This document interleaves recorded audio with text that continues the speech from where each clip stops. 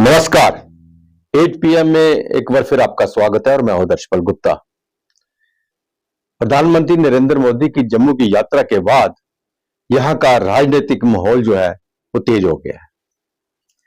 चुनावों की तरफ सबका ध्यान है और ऐसा लग रहा है कि मार्च के पहले हफ्ते ही लोकसभा के लिए भारतीय जनता पार्टी अपनी सूची जारी कर देगी। लेकिन हम बात करते हैं जम्मू कश्मीर की, और जम्मू कश्मीर के अंदर भी बहुत से कैंडिडेट हैं सामने आ रहे हैं, जिनके नाम आ रहे हैं। और खासकर जम्मू की बात करें तो जम्मू को लेके एक नहीं बहुत कैंडिडेट है, क्योंकि भारतीय जनता पार्टी यही समझ रही है कि जम्मू की जो सीट है वो सबसे सुरक्षित सीट है। अनंतनाग की बात करें, अनंतनाग सीट के लिए भारतीय जनता पार्टी का पूरा प्रयास रहेगा कि वो हर कीमत पे इस सीट को अपने खाते में लाए। वहां पे पीडीपी के प्रभाव को खत्म करने के लिए इस सीट का भारतीय जनता पार्टी को जीतना बहुत जरूरी है। वहां भी बहुत नाम आ रहे थे। प्रदेश अध्यक्ष जो है रविंद्र रैना, वो भी कोशिश कर रहे हैं, क्योंकि उनका वो एरिया उस तरफ पड़ता है। वो भी चाहते हैं कि, और अनंतनाग में अक्सर वो जाते रहे, जैसे हमने पहले भी एक बार दिखाया कि वो तो वहां पे लोगों से मिलते रहे, हर बात करते रहे। लेकिन इस बार जो हमें सूत्रों से पता चला है कि रजौरी अनंतनाग की जो सीट है वो वहीं के एक कर्मठ, मेहनती और संघ से जुड़े हुए पुराने कलाकार, मैंने कलाकार कह दिया, पुराने कार्यकर्ता जो पूर्व एमएलसी रहे हैं, उनकी तरफ ध्यान है कि संघ की तरफ से कि ये सीट उनको मिले। मेहनत की है वहां पे उन्होंने, इसलिए हो भी सकता है वहां की सीट वहां उन्हें मिले। लेकिन सबसे बड़ी बात जो इस वक्त सामने आ रही है वो ये है कि जम्मू कश्मीर जो है, यहां की जो भारतीय जनता पार्टी का यूनिट है, वो चाहते हैं कि ये चुनाव जो है, हम यूटी के जो असेंबली के चुनाव है, ये लोकसभा चुनावों के साथ हो जाए। क्योंकि इस वक्त पूरे देश के अंदर मोदी की गारंटी चल रही है। इस गारंटी में एक गारंटी के साथ एक गारंटी फ्री भी चली जाएगी, यानी कि असेंबली के चुनाव भी आप जीत पाएंगे। ये इनका विचार है। अगर इस वक्त चुनाव होते हैं तो, अगर बाद में चुनाव करवाए जाते हैं, हालांकि सुप्रीम कोर्ट का भी ये आर्डर है कि सितंबर से पहले पहले जम्मू कश्मीर में असेंबली के चुनाव होने चाहिए। अगर ये चुनाव बाद में होते हैं तो यहां के जो लोकल समस्या हैं उनको लेके लोगों की नाराजगी फिर बाहर आएगी, फिर दो दो गारंटियां नहीं चलेगी, क्योंकि यहां के जो गारंटर हैं उनकी गारंटी तो मानने के लिए लोग तैयार ही नहीं है। और इस वक्त मोदी गारंटी में ही अगर असेंबली के चुनाव हो जाते हैं तो शायद उनका वो ख्वाब पूरा हो जाए। तो आइए अब नजर डालते हैं आज के समाचारों पर। उत्तरी कश्मीर के कुपवाड़ा जिले के चौकी बल में समुदाय के प्रति समर्पण और त्वरित कार्रवाई का एक उल्लेखनीय प्रदर्शन करते हुए भारतीय सेना के जवानों ने की तीव्र कार्यवाही ने एक स्थानीय नागरिक की जान बचा ली। सेना के एक अधिकारी ने बताया कि चौकी बल गैरिसन बटालियन के जवान क्षेत्र में स्थानीय नागरिक की मदद के लिए आगे आए, जिसे जानलेवा दिल का दौरा पड़ा था। उन्होंने कहा कि घटना तब सामने आई जब त्रेहगाम निवासी आशिक हुसैन को दैनिक मजदूरी का काम करते समय अचानक सीने में तेज दर्द हुआ। अधिकारी ने बताया कि चौकी बल बटालियन के आरएमओ आसपास के क्षेत्र में थे और बिना किसी हिचकिचाहट के उन्होंने संकटग्रस्त नागरिक की सहायता के लिए तेजी से आपातकालीन कॉल का जवाब दिया। अपने प्राथमिक चिकित्सा प्रशिक्षण का उपयोग करते हुए और जरूरी चिकित्सा आपूर्ति से लैस होकर सेना के जवानों ने कुशलतापूर्वक ड्रगमुला में निकटतम सेना चिकित्सा सुविधा में ले जाने के लिए व्यक्ति को स्थिर करने के लिए प्रारंभिक सहायता प्रदान की। सैन्य अधिकारी ने कहा कि समय पर किया गया हस्तक्षेप आगे की जटिलताओं को रोकने और संभावित रूप से नागरिक की जान को बचाने में महत्वपूर्ण साबित हुआ। अधिकारी ने कहा कि ये घटना न केवल राष्ट्रीय सुरक्षा के लिए बल्कि उन समुदायों की भलाई के लिए भी भारतीय सेना के समर्पण का प्रमाण है जिनकी वे सेवा करते हैं। उन्होंने कहा कि ऐसे वीरतापूर्ण कृत्य न केवल संघर्ष के समय बल्कि नागरिक संकट के क्षणों में भी संरक्षण के रूप में सशस्त्र बलों की छवि को मजबूत करते हैं। इससे जवान और आवाम की दूरियों को कम करने में काफ़ी मदद मिलती है। बता दें कि स्थानीय अधिकारियों और सदस्यों द्वारा सार्वजनिक सुरक्षा सुनिश्चित करने में सैन्य और नागरिक क्षेत्रों के बीच सहयोग के महत्व पर प्रकाश डालते हुए भारतीय सेना की त्वरित प्रतिक्रिया के लिए उन्होंने उनका आभार व्यक्त किया। गौरतलब है कि स्थानीय लोगों ने इस कृत्य की सराहना करते हुए कहा कि भारतीय सेना हमेशा दुर्गम और दूर दराज के क्षेत्रों में स्थानीय लोगों की हर मुमकिन मदद करने के लिए सामने आती है। जहां प्रशासन नहीं पहुंच पाता, सेना वहां पहुंचती है। अगर सेना ना हो तो दुर्गम परिस्थितियों में जीवन व्यतीत करना दुश्वार हो जाए। शाहपुर कंडी बांध परियोजना का काम आखिरकार 29 साल बाद पूरा हो गया। बुधवार रात से झील में जल भंडारण का काम शुरू कर दिया गया है।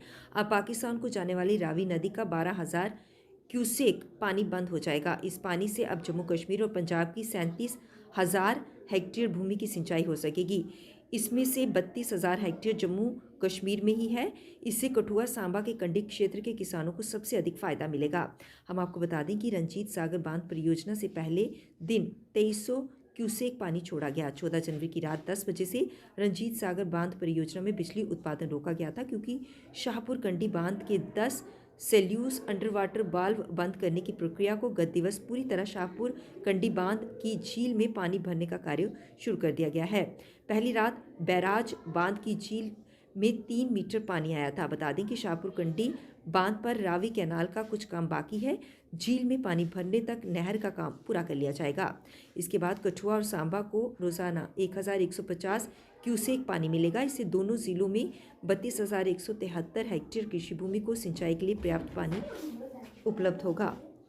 इससे 2,000 मेगावाट बिजली उत्पादन का लक्ष्य है। अक्टूबर 2025 तक पावर हाउस बनकर तैयार होंगे और जम्मू कश्मीर को अपने हिस्से की बिजली मिल पाएगी। शाहपुर कंडी बांध को रंजीत सागर डैम से 11 किलोमीटर डाउन स्ट्रीम और माधवपुर हाइडल से 8 किलोमीटर अप स्ट्रीम पर बनाया गया है। अब इस पानी को रोका जाना है। बांध बनकर तैयार है। भंडारण का कार्य शुरू होने के बाद यहाँ एक कृत्रिम झील आकार ले लेगी और उसके बाद इससे रावी तवी नहर से खेतों तक ये पानी पहुंचाया जाएगा। इससे कठुआ, हीरानगर व सांबा की बंजर हो रही ज़मीन सिंचित होगी और खेतों में भी हरियाली आएगी। दरअसल स्कीम 1964 में तैयार कर भारत सरकार के सुपुर्द की गई। जनवरी 1979 में थीम डैम, जिसे अब रंजीत सागर डैम और पावर प्लांट स्कीम के बारे में पंजाब व जम्मू कश्मीर के बीच समझौता हुआ था। इसके बाद योजना को भारत सरकार के योजना आयोग की ओर से अप्रैल 1982 में औपचारिक तौर पर स्वीकृति दी गई। परियोजना का नींव पत्थर 1995 में तत्कालीन प्रधानमंत्री पीवी नरसिम्हा राव ने रखा था। इसके बाद काम रुक गया। 2013 में फिर से बांध का निर्माण शुरू हुआ। तब इस प्रोजेक्ट की लागत 2300 करोड़ रुपए तय हुई थी, लेकिन 2014 में जम्मू कश्मीर सरकार ने सिंचाई के पानी में हिस्सेदारी, डैम के डिज़ाइन और ज़मीनों के मुआवजे को लेकर निर्माण रुकवा दिया। लगातार 50 महीने तक इसका निर्माण बंद रहा। 2014 में केंद्रीय राज्य मंत्री डॉक्टर जितेंद्र सिंह ने मुद्दा प्रधानमंत्री नरेंद्र मोदी के समक्ष रखा। पीएम मोदी के हस्तक्षेप के बाद सभी विवाद सुलझे और 8 सितंबर 2018 में शाहपुर कंडी परियोजना को एक बार फिर शुरू किया गया। ये प्रोजेक्ट रावी नदी पर बने 600 मेगावाट बिजली उत्पादन क्षमता वाले रंजीत सागर बांध का पूरक है। इसका कुल जल भंडार क्षेत्र 952.26 हेक्टेयर है, जिसमें पंजाब में भंडारण क्षेत्र 333.91 हेक्टेयर, जबकि जम्मू कश्मीर में 618.35 हेक्टेयर है। शाहपुर कंडी हाइड्रो प्रोजेक्ट से 2025 के अंत तक बिजली उत्पादन शुरू होने की संभावना है। रावी कैनाल का 85% काम पूरा हो चुका है। हेड रेगुलेटर और एक पुल का काम बाकी है, जो तेज़ी से चल रहा है। अगर पहले दिन की तरह बहाव जारी रहा, पहाड़ों पर ज़रूरत के मुताबिक बारिश होती रही, तो वह रावी कैनाल की फीड करने वाली झील का लेवल पूरा होने में कम से कम 90 दिन लगेंगे। इस समय के दौरान बकाया काम पूरा कर लिया जाएगा। इसके बाद रावी कैनाल से कठुआ और सांबा के लोगों को भरपूर पानी मिलेगा। खासकर कंडी क्षेत्र के लोगों की ज़रूरत पूरी होगी। जिला कठुआ के हीरानगर के मनियारी क्षेत्र में आईडी मिलने और सांबा के जंगली इलाकों में 2 फिदाइनों के घुसपैठ की सूचना पर हाई अलर्ट जारी कर दिया गया है। सेना, पुलिस और अन्य सुरक्षा एजेंसियों ने जांच की। सेना की ओर से जिला पुलिस के साथ गुरुवार दोपहर बाद एक इनपुट साझा किया गया कि सांबा के पहाड़ी क्षेत्र में 2 फिदायीन घुसने की सूचना है। क्षेत्र में फिदायीन हमले की योजना का अंदेशा है। हालांकि इनपुट में किसी विशेष स्थान का उल्लेख नहीं था।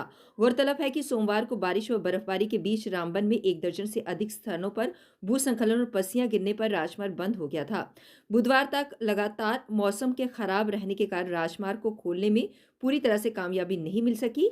एक स्थान से पस्सियां व मलबा हटाया जाता तो दूसरे स्थल पर भूस्खलन हो जाता। बुधवार को कुछ समय के लिए राजमार्ग को खोलने में कामयाबी मिली तो किश्तवाड़ी, पत्थर और हिंगनी इलाके में राजमार्ग का बड़ा हिस्सा भूस्खलन का शिकार हो गया और राजमार्ग खुलने की उम्मीदों पर पानी फिर गया।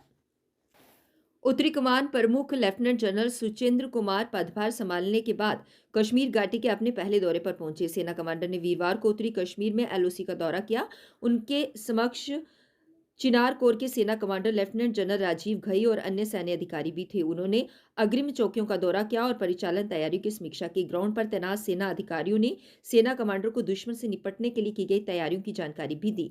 सेना कमांडर ने चिनार कोर कमांडर और जीओसी डिवीजन के साथ सैनिकों के साथ बातचीत की और उच्च मनोबल और 24 घंटे निगरानी के लिए उनकी सराहना की। साथ ही पूरे उत्साह और समर्पण के साथ काम जारी रखने के निर्देश भी दिए। इससे पूर्व लेफ्टिनेंट जनरल सुचेंद्र कुमार श्रीनगर में स्थित चिनार कोर मुख्यालय में पहुंचे और चिनार युद्ध स्मारक में बहादुरों को श्रद्धांजलि अर्पित की। बारिश और बर्फबारी के बीच सोमवार को 1 दर्जन से अधिक स्थानों पर पस्सियां व भूस्खलन होने पर बंद पड़े राजमार्ग को करीब 80 घंटे बाद गुरुवार शाम करीब 4 बजे खोल दिया गया। हिंगनी में राजमार्ग का बड़ा हिस्सा भूस्खलन का शिकार हो गया था और इस स्थान पर युद्ध स्तर पर काम कर 11 मशीनरी एक साथ लगाकर राजमार्ग का डबल लेन नया हिस्सा तैयार कर राजमार्ग को वाहनों की आवाजाही के लिए खोल दिया गया। राजमार्ग के खुलने पर सबसे पहले रामबन में दोनों तरफ फंसे सैकड़ों वाहनों को जम्मू और घाटी की तरफ रवाना किया गया। इनके रामबन से निकलने के बाद उधमपुर में 3 दिन से रोक पर रखे गए यात्री वाहनों को भी घाटी की तरफ जाने की अनुमति दे दी गई। हालांकि उधमपुर में शाम तक ट्रकों को घाटी की तरफ जाने की अनुमति नहीं मिली थी। राजमार्ग के खुलने पर यात्रियों व चालकों ने राहत की सांस ली।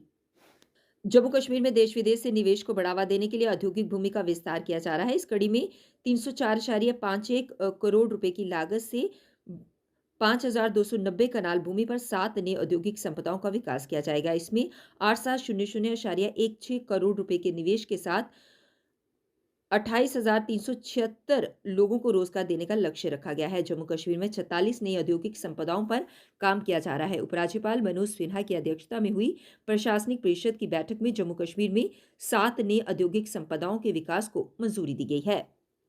जम्मू के गांधीनगर में चल रहा पासपोर्ट केंद्र ट्रांसपोर्ट नगर में फ्रूट मंडी के सामने काम करना शुरू कर देगा। सोमवार से लोगों के पासपोर्ट अब नरवाल के ट्रांसपोर्ट नगर में ही बनेंगे। ये जानकारी पासपोर्ट अधिकारी राजेश कुमार ने पत्रकार वार्ता के दौरान दी। उन्होंने कहा कि फ्रूट मंडी के सामने नए पासपोर्ट केंद्र में 13 काउंटर बनाए गए हैं, जबकि गांधीनगर में चल रहे केंद्र में 6 काउंटर ही थे।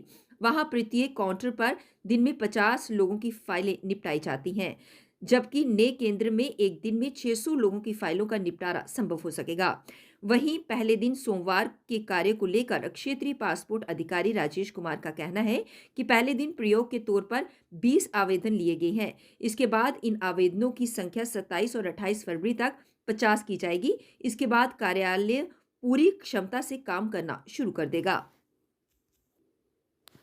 स्नो वंडरलैंड गुलमर्ग में खेलो इंडिया विंटर गेम्स में पुरुषों के साथ महिला खिलाड़ी भी अपनी प्रतिभा का प्रदर्शन कर रहे हैं। केंद्रीय खेल राज्य मंत्री निशीत प्रामाणिक ने वीरवार को यहां कोंगडोरी फेज 1 में महिलाओं के माउंटेन स्की कार्यक्रम को हरी झंडी दिखाई। उन्होंने महिला स्कीयर्स के उत्साह प्रतिभा की सराहना की और उन्हें शीतकालीन खेलों के प्रति अपने जुनून को आगे बढ़ाने के लिए प्रोत्साहित किया। जम्मू कश्मीर में मुस्लिम समुदाय को अब रमजान और ईद के चांद को देखने के लिए पाकिस्तान की तरफ नहीं देखना पड़ेगा। प्रदेश के उलेमा और इस्लामिक धर्मगुरु ही अब ईद का चांद देखे जाने की पुष्टि करेंगे। इसके लिए सलाहकार समिति बनाई गई है। प्रदेश स्तरीय ये समिति रमजान और ईद का चांद देखने वालों की विश्वसनीयता का आकलन कर प्रदेश के मुफ्ती आजम नासिर उल इस्लाम फारूकी को सूचित करेगी। इसके बाद मुफ्ती आजम रमजान और ईद के संदर्भ में आवश्यक ऐलान करेंगे। कल 8 बजे फिर आपसे भेंट होगी। तब तक इजाजत दीजिए। नमस्कार।